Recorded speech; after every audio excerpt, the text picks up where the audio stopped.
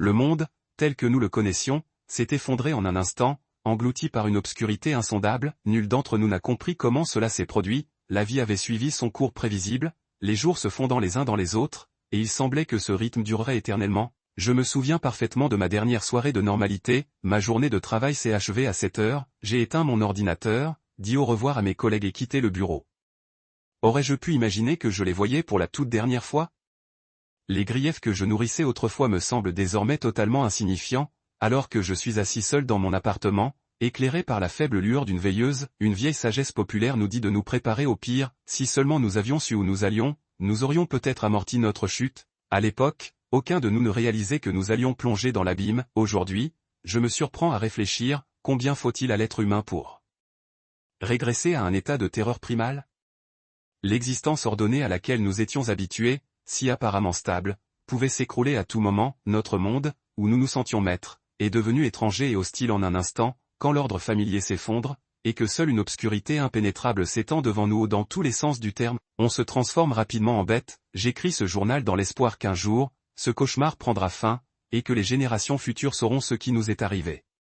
S'abstenant de nous juger trop sévèrement, en sortant, j'ai allumé une cigarette, une habitude détestable que j'avais juré à plusieurs reprises d'abandonner. Pourtant, au moindre stress, ma main se portait invariablement vers un paquet, et ainsi, mon chemin me menait au magasin pour reconstituer mon stock de ce poison fumant. À l'intérieur, une petite file d'attente s'était formée à la caisse. Attendre m'a toujours irrité, surtout avec quelqu'un qui vous souffle dans le cou. J'ai toujours eu l'impression que toute la file examinait mon apparence, m'évaluant et se consultant mutuellement. Certains appelleraient cela de la folie, d'autres de la sociophobie, ou des complexes infantiles non résolus, mais je m'en suis toujours moqué. Nastia était à la caisse, j'avais toujours trouvé cette douce blonde charmante, mais je remettais constamment à plus tard le moment de faire sa connaissance. Si seulement j'avais su alors quand et dans quelles circonstances nous nous rencontrerions, je n'aurais pas perdu autant de temps. Après avoir échangé des sourires de routine avec Nastia, j'ai glissé le paquet acheté dans ma poche et suis rentré chez moi. Près de mon immeuble, j'ai machinalement allumé une autre cigarette, me suis assis sur un banc et ai regardé le coucher du soleil. C'était mon rituel quotidien.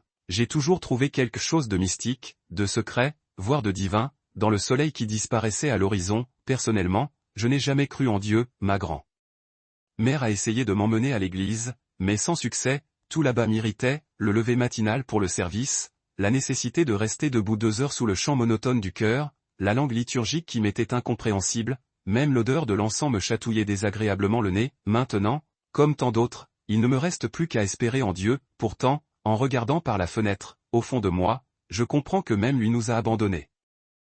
Après avoir vu les derniers rayons du soleil s'évanouir et fumer ma dernière cigarette, je suis entré dans l'immeuble. Là, j'ai croisé Galina Semyonovna, ma voisine du premier étage. Il n'y avait pas d'hostilité ouverte entre nous, mais une forte antipathie mutuelle persistait. Elle me considérait comme un parasite puisque je n'assistais jamais aux réunions de copropriété. Je déteste les foules, surtout les foules bruyantes, et nos réunions se déroulaient toujours ainsi. L'humanité réussissait rarement à résoudre quoi que ce soit pacifiquement. Cependant, le monde nous avait maintenant accordé une certaine tranquillité. Le destin de Galina Semyonovna m'est inconnu. Je suis entré dans mon appartement, et retiré mes chaussures et mes vêtements d'extérieur. Si le bruit extérieur m'irritait constamment, le silence à l'intérieur de mon appartement me rendait incroyablement fou. J'avais souvent pensé à prendre un animal de compagnie, même un hamster. Maintenant, je réalise que c'était une bonne chose que je ne l'ai pas fait. Après avoir réchauffé le dîner au micro-ondes, je me suis installé devant mon ordinateur pour regarder un nouvel épisode d'une nouvelle saison d'une série télévisée interminable. Chaque jour de ma vie se déroulait précisément ainsi. Les week-ends ne différaient que par l'exclusion du point travail du cycle travail-magasin-appartement-série, un jour sans fin. Maintenant, je m'en souviens avec une étrange joie. Ayant terminé de regarder la série, je me suis déshabillé et me suis couché. Je n'avais pas fait mon lit une seule fois depuis que j'avais quitté la maison de mes parents. Suivant la règle de Neznaïka, pourquoi faire son lit si c'est pour le défaire ensuite? Le dernier jour normal de ma vie, et de celle de tant d'autres, était arrivé à sa fin. Mon téléphone a hurlé sa mélodie de réveil, une mélodie si insupportable que j'avais une immense envie de briser l'appareil, mais le prix d'un nouveau m'en dissuadait. La pièce était sombre, je me lève à 6 heures du matin, et l'obscurité matinale ne me surprend pas. À moitié endormi, j'ai allumé la lumière et me suis traîné jusqu'à la cuisine, sans prêter attention à un simple fait. Nous étions en juin, et le soleil aurait dû se lever 1h30 plus tôt. J'ai mis la bouilloire en marche et me suis préparé un café, puis, essayant de me réveiller en chemin, je suis allé à la salle de bain me brosser les dents. Après avoir terminé toutes les procédures matinales obligatoires, Je suis allé préparer le café. La bouilloire sifflait déjà à plein régime. Un jour, je me disais, je vais brûler l'appartement comme ça. Ah, si seulement j'avais ces problèmes maintenant. J'ai versé le café dans ma tasse et j'ai consulté les nouvelles. C'est alors que toute l'étrangeté de ce matin a commencé à me frapper. Attends, où est le soleil? J'ai éteint la lumière dans la cuisine. On aurait dit que la nuit ne s'était jamais terminée. J'ai écarté les rideaux et regardé par la fenêtre. Les lampadaires étaient éteints, l'automatisme les avait coupés selon l'horaire, mais dehors, c'était une obscurité impénétrable. Quelques rares passants se rendaient au travail, éclairant leur chemin avec des lampes de poche et des téléphones portables. Si quelque chose s'était passé quelque part, Internet serait déjà au courant. J'ai cherché des informations. Les sites d'information étaient déjà remplis d'articles aux titres accrocheurs, phénomènes naturels étranges, anomalies météorologiques, et quand l'obscurité est tombée, en une demi-heure de recherche, j'ai compris plusieurs choses. Premièrement, l'obscurité avait enveloppé le monde entier, et pas seulement ma ville ou mon pays. Des scientifiques du monde entier tentaient de comprendre ce qui s'était passé. Deuxièmement, la communication par satellite fonctionnait, mais aucune lumière n'était transmise à travers le voile noir dans le ciel. Troisièmement, le soleil ne s'était pas éteint, les images de l'espace montraient que notre étoile était bien en place et active. Et quatrièmement, la Terre, vue de l'espace, n'apparaissait plus que comme une boule noire. Notre planète bleue était, à partir d'aujourd'hui, une simple tache. Naturellement, certains commentateurs commençaient déjà à semer la panique, attribuant tout cela à la destruction écologique ou à une punition divine. Maintenant, la seconde option me semblait tout à fait raisonnable, et c'est moi, un athée endurci, qui le dit. Mais quand de telles choses se produisent, quand votre monde matériel parfaitement construit s'effondre sans aucune explication, vous croyez même aux monstres en spaghetti volant, d'autant plus que quelque chose de bien plus fantastique et terrifiant vous attendait dehors. Bon, une anomalie est une anomalie, mais le travail n'a pas été annulé, me suis-je dit. J'étais sceptique depuis l'enfance, alors je me suis convaincu que c'était simplement un phénomène temporaire. Quelqu'un n'avait trop joué avec Mère Nature, les scientifiques allaient s'en occuper et tout remettre en ordre. À l'époque, je croyais encore à la toute-puissance de la science. Les lampadaires, apparemment, n'étaient pas pressés de se rallumer, alors j'ai sorti ma lampe de poche de randonnée. Heureusement qu'il me restait des piles, il faudrait que j'en achète d'autres au magasin. Qui savait combien de temps tout cela allait durer?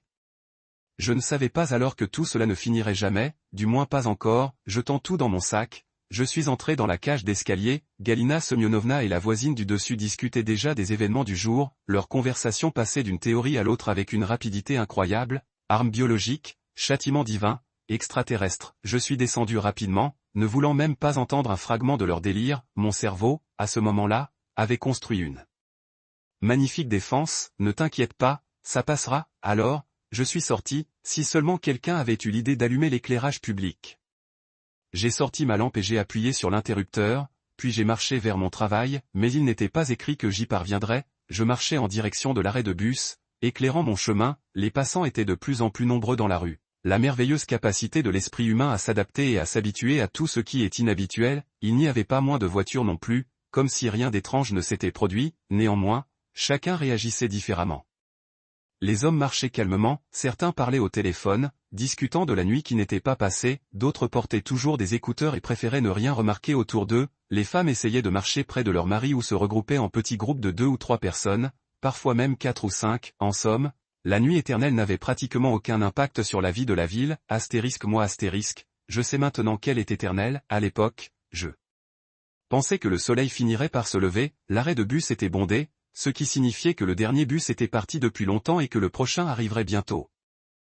La situation à l'arrêt était la même que celle que j'avais observée en chemin. Certains parlaient au téléphone, certains surfaient sur Internet via leur smartphone, certains écoutaient de la musique. Je n'ai jamais aimé porter d'écouteurs, préférant écouter la musique de la ville, mais maintenant, à l'arrêt de bus, j'ai de nouveau eu l'impression que quelque chose n'allait pas. Un silence enveloppant. Les oiseaux ne chantaient pas, les feuilles ne bruissaient pas, il faisait frais.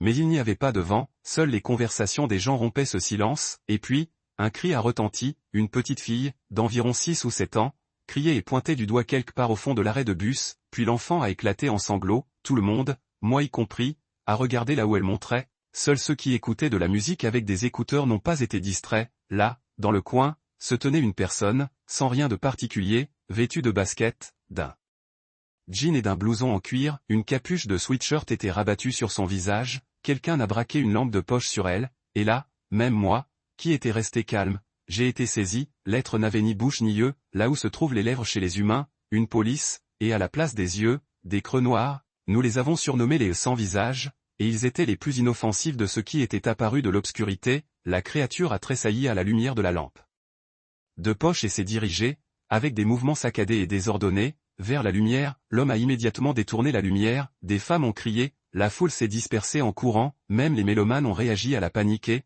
voyant la créature, se sont éloignés de l'arrêt. Le sans-visage a continué son mouvement, se dirigeant maintenant vers un jeune homme solitaire avec de gros écouteurs, qui se tenait au bord du trottoir, n'entendant ni ne voyant rien, occupé à écrire à quelqu'un. Sur Internet, cours, gamin, a crié quelqu'un de la foule, mais le garçon n'a pas entendu, la musique battait si fort dans ses écouteurs que nous en entendions l'écho étouffé. Alors, l'un des hommes qui se tenait à l'arrêt s'est jeté sur la créature et l'a saisie par l'épaule, tentant de la tirer vers lui pour la faire tomber, mais rien ne s'est passé. Le sans-visage s'est arrêté et, d'un mouvement brusque, a attrapé l'homme par le bras. J'ai vu le robuste quinquagénaire s'effondrer. Instantanément sur l'asphalte, quelqu'un a braqué une lumière sur lui, une momie humaine desséchée gisait sur le trottoir. Les autres, moi y compris, se sont enfuis. Je n'avais jamais été un héros et ne souhaitais pas le devenir post-mortem. Après avoir couru sur une courte distance depuis l'arrêt, j'ai braqué ma lampe de poche dans sa direction. Le faisceau éclairait un espace vide, ni la créature, ni le jeune homme, ni la momie n'étaient là. J'ai pensé à revenir en arrière, mais la peur de ce qui s'était passé me tenait encore. On dit que lorsque nous avons peur, c'est l'instinct de survie qui se manifeste. À ce moment-là, il m'a sauvé la vie. Un bus s'est approché de l'arrêt, et un autre sans visage en est sorti, marchant dans ma direction. Ces créatures savent aussi utiliser les transports? Non, je ne vais pas mourir. Me retournant, j'ai décidé de passer par les cours intérieures pour me rendre à mon travail, mais une pensée me traversait déjà l'esprit, et si ce travail n'en valait pas la peine? Le monde est en plein chaos, et moi, je m'inquiète d'être réprimandé par le directeur pour un retard, mais j'ai chassé ces pensées paniquées. Nous avons la police, l'armée et le gouvernement, ils s'en sortiront, ils résoudront le problème. J'ai donc décidé de passer par les cours intérieures pour aller au travail. Ce fut ma grave erreur. Alors que je traversais les cours, mon regard s'accrochait désormais aux étrangetés qui se produisaient autour de moi. Mon imagination, cependant, jouait contre moi, transformant les choses les plus inoffensives en monstres horribles. Mais je me suis ressaisi, essayant de raisonner logiquement et d'analyser ce qui s'était passé. Que avions-nous jusqu'à présent? Il n'était pas clair si la créature était apparue de nulle part ou si elle se tenait déjà à l'arrêt, mais elle n'avait commencé à bouger que lorsque quelqu'un avait braqué une lampe de poche sur elle. Par conséquent, elle réagit à la lumière. J'avais vu quelque chose de similaire dans un film d'horreur. Elle se déplace à une vitesse humaine, bien qu'avec une démarche très sinistre. Mais comment voit-elle?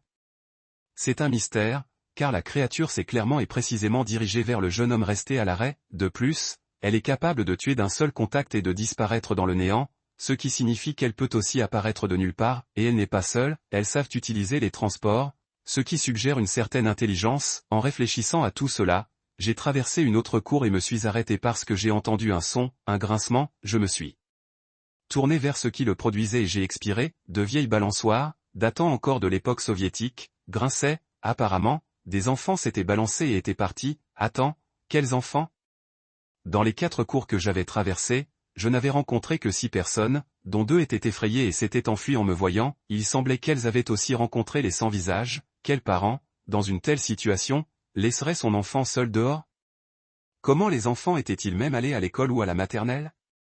Bien que, connaissant l'insouciance et l'irresponsabilité de certains parents, rien ne me surprendrait. Pendant ce temps, les balançoires continuaient de grincer, se balançant toutes seules. Je me suis souvenu des histoires de fantômes que j'avais lues enfant et j'ai eu froid dans le dos. Me retournant pour ne pas les voir, je me suis figé. Devant moi se trouvaient 6 tombes fraîches. Je me souvenais parfaitement qu'il y a à peine une minute, avant que je ne me tourne au grincement, elle n'était pas là. Tout en moi criait « Cours !» Mais la curiosité l'a emporté et j'ai braqué ma lampe de poche sur les pierres tombales. 5 d'entre elles étaient vides, et sur la dernière se trouvaient mon nom et mes dates de vie. Si on les croyait, il ne me restait qu'une semaine à vivre. Qu'est-ce que c'est que ce bordel? Le grincement s'est interrompu, non pas en s'estompant, mais en s'arrêtant brusquement. J'ai regardé en arrière. Une fille était assise sur les balançoires, ou plutôt, la fille. Elle m'a regardé, puis a sauté des balançoires et a lentement flotté vers moi. Ses pieds ne touchaient pas le sol. Je me suis retourné pour courir mais j'ai vu au loin devant moi 3 autres silhouettes d'enfants fantomatiques. Elles aussi se dirigeaient vers moi. Là encore, mon instinct de survie ne m'a pas trahi. J'ai sprinté vers les vieux garages, les ai contournés, et j'ai traversé la cour voisine. Ma lampe de poche a révélé plusieurs autres tombes avec des pierres tombales, et à côté d'elles se tenaient des figures spectrales d'enfants. j'ai viré de bord et j'ai couru encore 2 cours, je me suis arrêté et j'ai regardé autour de moi, mon cœur battait la chamade, l'adrénaline se mêlait à la peur, personne ne me poursuivait, j'ai pris une profonde inspiration et j'ai examiné mes environs. La dernière rencontre avec les enfants fantomatiques m'a marqué à vie, mais combien de vie me reste-t-il?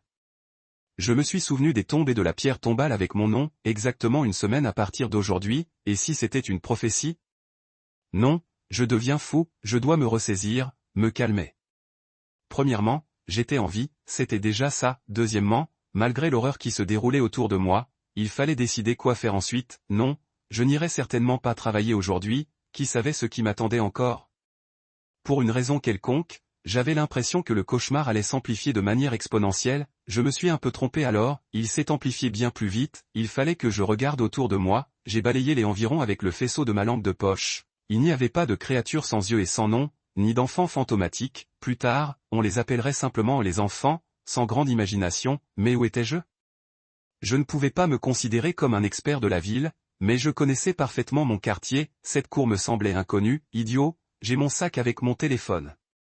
Il suffit de regarder la carte, j'ai sorti l'appareil, le réseau fonctionnait, je suis allé sur Internet, que regarder en premier, ma position ou les nouvelles sur Internet? J'ai décidé de commencer par le second, tous les réseaux sociaux et les fils d'actualité regorgeaient de vidéos et de messages sur des rencontres avec des créatures incompréhensibles et terrifiantes, la plupart concernaient ceux que j'avais rencontrés à l'arrêt de bus, sur le net, on les appelait les sans visage, par analogie avec les démons du dernier film d'horreur, des démons? Non, à ce moment-là, je restais sceptique et j'avais décidé que c'était simplement des mutants échappés d'un laboratoire, mais les événements ultérieurs ont brisé ma certitude en 1000 morceaux, les nouvelles suivantes concernaient les enfants fantomatiques, les rencontres avec eux et la fuite paniquée qu'ils provoquaient, apparemment, ceux qui n'avaient pas pu s'échapper ne raconteraient plus rien, mais la troisième catégorie de récits parlait d'arbres, quelqu'un racontait avoir vu des arbres se déplacer dans la cour, comme s'ils déplaçaient leurs racines sous terre, l'auteur n'avait pas osé s'approcher pour voir de plus près, et c'est compréhensible, mon cœur s'est remis à battre la chamade, la peur a commencé à envahir tout mon être, des arbres aussi? Non, c'est absurde. Mais les sans visage? Absurde, les enfants fantomatiques? Absurde, les tombes? Absurde. Peut-être que je dors simplement et que je fais un cauchemar, et que je vais me réveiller maintenant avec le soleil qui brille dans le ciel, mon esprit refusait catégoriquement d'accepter cette idée, affirmant que tout ce qui se passait était réel, j'ai balayé frénétiquement la lumière de ma lampe de poche autour de moi. Les arbres, ils étaient toujours là, et c'est érable, ressaisis-toi. Devenir fou est la dernière chose dont tu as besoin en ce moment, mais quand ton monde familier se transforme en enfer en un instant, seuls les morts restent sains d'esprit, les derniers articles provenaient des autorités, ils appelaient à ne pas céder à la paniquer, si possible, à rester chez soi. C'est ce conseil que je suivrai, ils auraient mieux fait d'allumer les lampadaires. J'ai vérifié les cartes, il s'est avéré que pendant mon marathon, j'avais fait une belle boucle et me trouvais pratiquement près de chez moi, il ne me restait plus qu'à traverser la cour avec le magasin où j'avais acheté des cigarettes hier, traverser la route et j'y serais, balayant chaque recoin avec le faisceau lumineux. Je me suis dirigé vers la maison, en chemin, j'ai appelé mon bureau, personne n'a répondu, étrange, d'habitude, notre secrétaire arrive presque avant l'aube, mais quelle absurdité je raconte? Le monde est un véritable film d'horreur, je ne suis probablement pas le seul à ne pas venir travailler aujourd'hui.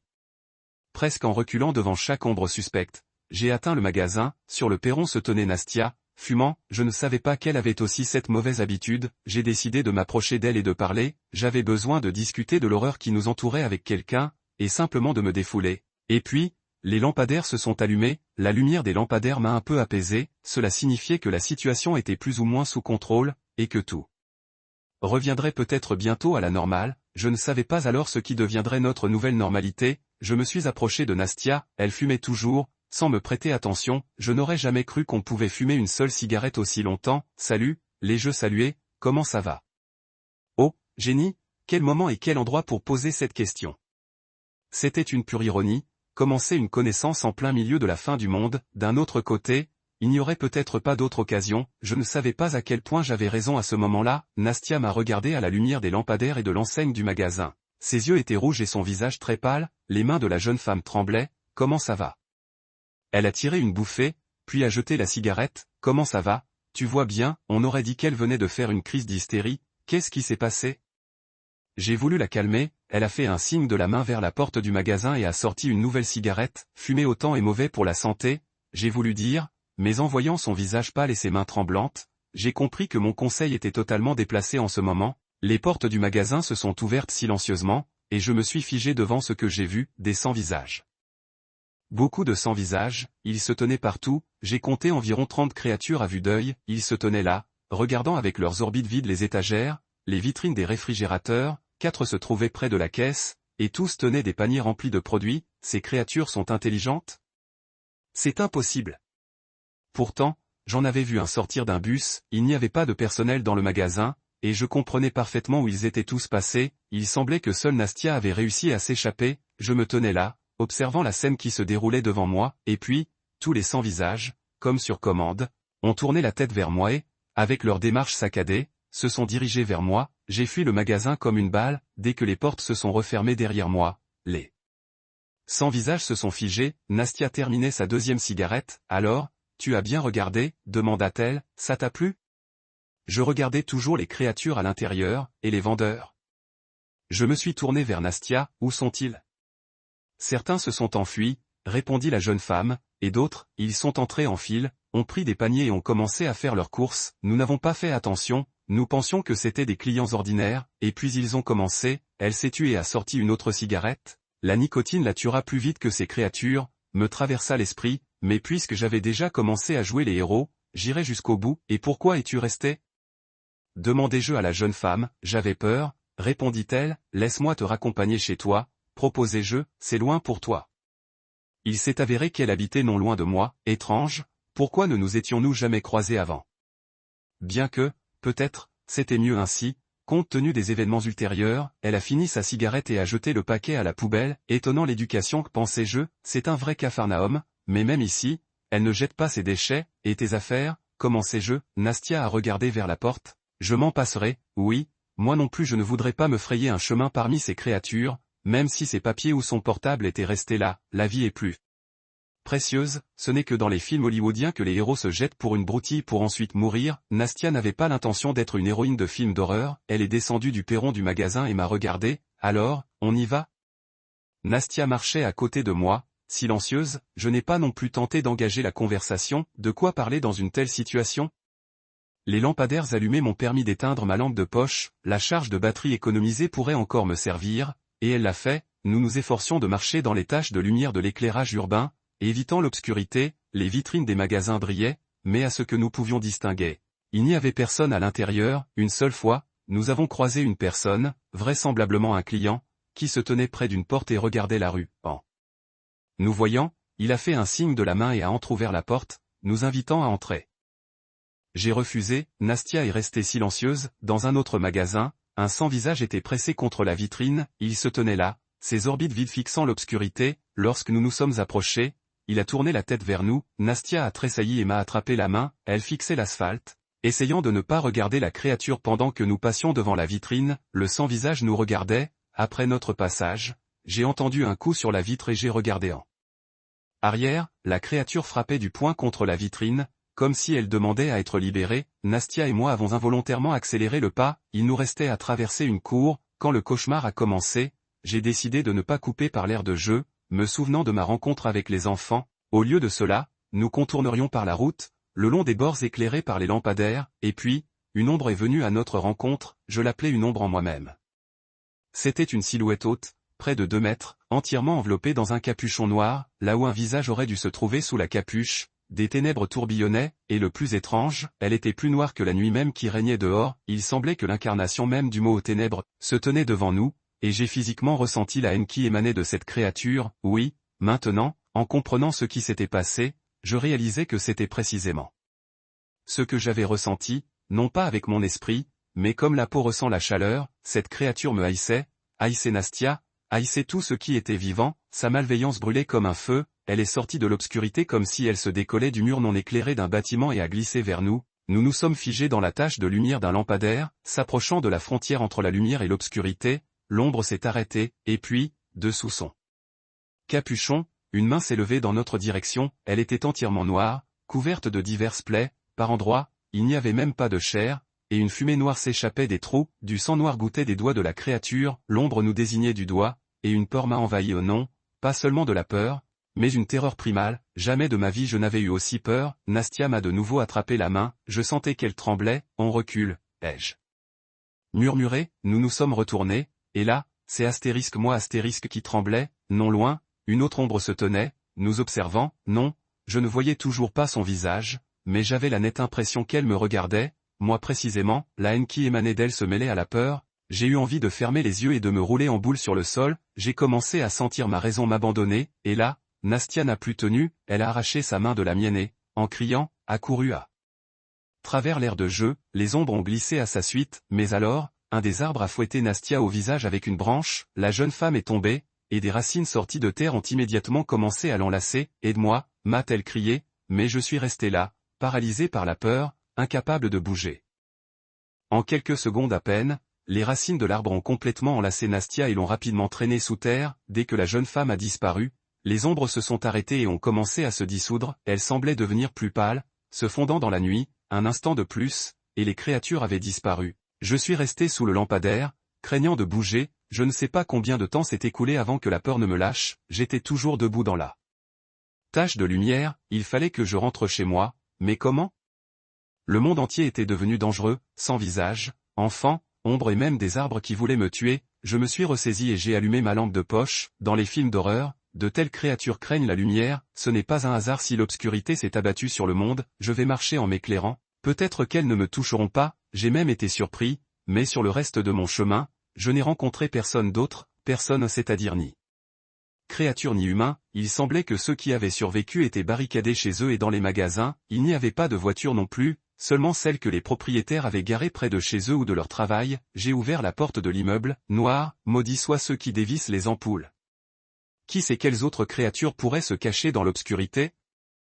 Je me suis avancé prudemment vers l'ascenseur, en panne. J'ai monté les escaliers à pied, ouvert la porte de mon appartement et immédiatement allumé la lumière. Je pensais ainsi, par fragments. Après ce qui s'était passé, mon cerveau était passé en mode survie et ne me donnait que des informations limitées, nécessaires à ma subsistance. J'ai repris mon souffle, et, une ombre, elle se tenait dans la cuisine et me regardait. Comment ces créatures peuvent-elles entrer dans les appartements? C'en est fini de moi. L'horreur et une haine étrangère m'ont de nouveau submergé. Mon esprit a commencé à s'embrouiller. Ne comprenant pas ce que je faisais, j'ai tendu la main vers l'interrupteur. Heureusement, la cuisine et le couloir étaient sur le même panneau et j'ai allumé la lumière. L'ombre a disparu instantanément. Je suis resté là, essayant de retrouver mes esprits. Donc, ces créatures vivent dans l'obscurité, et maintenant il faudrait vivre seulement avec les lumières allumées, et même dormir avec elles. On ne pourrait même pas aller aux toilettes. Mais qu'en est-il de la chambre? L'interrupteur était au mur, proche, mais quand même, je tenais toujours la lampe de poche à la main. Je l'ai allumée et l'ai dirigée vers la chambre. Une autre se tenait près de la fenêtre. Le faisceau de la lampe de poche n'a pas réussi à percer sous la capuche de la robe. Cette ombre, elle aussi, était plus noire que la suie. La créature a glissé assez rapidement vers moi. J'ai tressailli et reculé. L'ombre s'est arrêtée près de l'interrupteur et a passé une main griffue dessus. On dirait que je dors dans la cuisine ce soir. J'ai passé toute la journée dans la cuisine. J'avais de la nourriture pour environ 3 jours, je n'avais jamais fait de provisions. Mon téléphone était presque entièrement déchargé. Il y avait une prise dans la cuisine, et un chargeur de rechange dans mon sac. J'ai essayé d'appeler mes proches, mais personne n'a répondu. La même histoire avec mes amis et collègues de travail, seulement de longues sonneries. Je suis allé sur internet, des nouvelles apparaissaient, mais beaucoup moins fréquemment. Les commentaires n'étaient que panique et appel à se sauver soi-même. Avec des conseils sur la façon de le faire, il semblait qu'il y avait de moins en moins de vivants. J'ai passé toute la journée sur internet et les réseaux sociaux, essayant de joindre ou de contacter n'importe quel proche ou connaissance. Silence, personne ne répondait aux appels ou aux messages. Je comprenais qu'ils étaient probablement tous morts, mais je n'allais pas abandonner. La nuit approchait, ou plutôt, l'heure de la nuit, car dehors, c'était déjà une obscurité impénétrable. J'ai étalé mes vêtements sur le sol de la cuisine. Il y avait peu de place. Il faudrait dormir recroquevillé, mais dans la pièce, astérisque et l'astérisque m'attendait. Je n'ai pas réussi à dormir. Je me suis tourné et retourné sans sommeil, m'éteignant par intermittence pendant 5 à 10 minutes. La raison était cette chose qui se tenait dans ma chambre. Elle n'avait pas changé de position, restant près de l'interrupteur, mais sa haine et sa peur se répandaient dans tout l'appartement. Où était-ce l'heure de vérifier qui avait décidé de me rendre visite?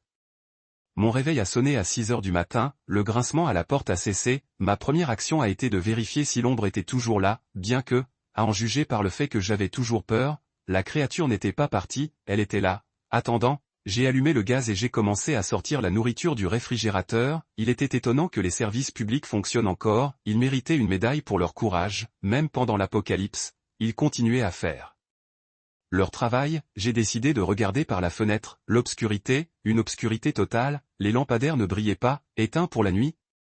Un couvre-feu avait-il été instauré? Après tout, dans mon appartement, le gaz et l'électricité fonctionnaient, et il y avait de l'eau. Je suis retourné sur Internet, la dernière nouvelle que j'ai pu trouver datait de 23h59, il n'y avait pas de nouveaux commentaires, j'ai commencé à appeler, personne ne répondait toujours, j'ai composé le numéro des services publics, pas de réponse, j'ai appelé et appelé, inutilement, que se passait-il? J'ai de nouveau regardé par la fenêtre, dans l'obscurité, des silhouettes se déplaçaient, des ombres, des sans-visages, quelquefois, j'ai vu des enfants, ceux-ci se distinguaient par une lueur blanchâtre, les fenêtres de l'immeuble d'en face brillaient également de lampes allumées au pas toutes, mais environ 90%, il semblait que ceux qui avaient réussi à survivre s'étaient enfermés chez eux, l'apocalypse était simplement arrivé, 3 jours ont passé, les cauchemars ne montraient aucun signe de s'arrêter, je ne pouvais joindre personne, Internet et les réseaux sociaux étaient silencieux, 3 de mes 4 ampoules de cuisine avaient déjà grillé, le couloir était faiblement éclairé, cette lampe aussi s'éteindrait bientôt, et alors la créature de la pièce viendrait me chercher. Les fenêtres de l'immeuble d'en face avaient commencé à s'éteindre il y a 2 jours, il ne restait plus que 4 fenêtres allumées, aujourd'hui, la lumière a disparu d'une autre maison, la nourriture était épuisée, j'ai essayé de sortir, mais 300 visages se tenaient sur le palier. Il m'a semblé entendre un rire derrière moi, venant de l'ombre dans la pièce, cette créature sait tout, elle est venue de là, de l'obscurité, de la nuit éternelle, et elle ne partira pas, c'est notre cauchemar, un cauchemar éternel, il ne finira jamais, je me suis presque habitué à la haine et à la peur, par intermittence, tout autour de moi semble irréel, je ne peux pas dormir, seulement des laps de temps de 5 à 10 minutes, il n'y a pas d'autre issue, soit je deviens fou, soit la lumière s'éteint et cette chose viendra me chercher. Je ne veux même pas savoir ce que cette créature pourrait me faire, j'ai vu à quelle vitesse l'homme est mort à l'arrêt de bus, ils sont 3 sur l'escalier, je sais ce que je dois faire, je vais dans l'obscurité, astérisque astérisque astérisque. Maintenant, il est temps de percer un secret, de lever le voile sur quelque chose de colossal, quelque chose qui vous est destiné, un mystère gardé pendant de longs mois sous le sceau du secret sera dévoilé aujourd'hui, alors, êtes-vous prêt à connaître le secret?